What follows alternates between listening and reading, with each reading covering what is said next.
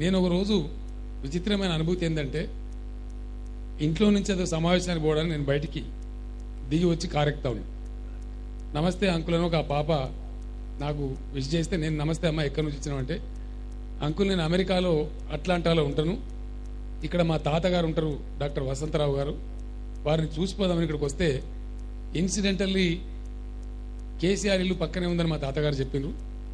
నేను I'm very great fan of you, ఎట్లన్నా చేసి మిమ్మల్ని కలిసిపోవాలని వచ్చినా అని చెప్పి నా దగ్గరకు వచ్చింది. ఇది తెలంగాణ రాకముందు ముచ్చట, ఒక 4-5 ఏళ్ల కింద సంగతి. వచ్చి మంచిది రామ్మ నువ్వు పైకి రమ్మని చెప్పి మళ్ళీ నేను తీసుకెళ్ళి మా మిస్సెస్ పరిచయం చేసి ఆ అమ్మాయికి స్వీట్ ఇచ్చి టీ కాఫీ తాగిచ్చి మళ్ళీ నేను సెండ్ ఆఫ్ చేసి లాస్ట్కి పోయేటప్పుడు ఆ అమ్మాయి ఒక మాట చెప్పింది, uncle I have one small request with.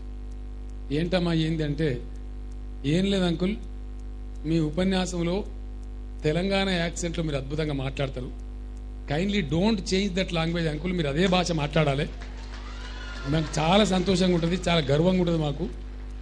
ఇది పోయినుండే అసలు తెలంగాణ భాష మాట్లాడితేనే మొరటు అనుకునే కాడికి వచ్చింది అని నేను చాలాసార్లు చెప్పిన.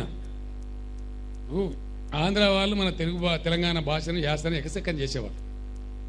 నేను చాలా సందర్భాలలో చెప్పిన, అది మీ పద్ధతి కాదా, మీ మంచిది కాదు, మీ అమ్మ మీకెంత గొప్పనో మా అమ్మ మాకంత గొప్ప కదా, మీ భాష మీకెంత గొప్పనో మా భాష మాకంత గొప్ప, మేము అట్లనే మాట్లాడతాం, మీరు ఇక్కడ కలిసిపోవాలి, హైదరాబాద్లో మాతో కలిసిపోవాలి, కానీ మా భాషను మా యాసను ఇన్సల్ట్ చేస్తారు అని అంటే చాలా తిక్కగా మాట్లాడేది వాళ్ళు.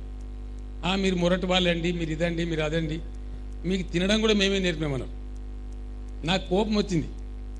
300 ఏళ్ల నుంచే మేము షేరియాని బిర్యానీ కుబాని, నువ్వు మాకేనాడు తిండి నేర్పమన్నా సన్నాసి, నాకు అర్థం కాదు. అసలు మీ మోకాలకు బిర్యానీ వండేస్తుందా పెండలాగా ఉంటుందో అని నేను దాని మీద పెద్ద పంచాయతీ పెట్టిండు, నా మీద చాలా పెద్ద పంచాయతీ పెట్టిండ్రు. ఇట్లా చాలా జరిగినాయి.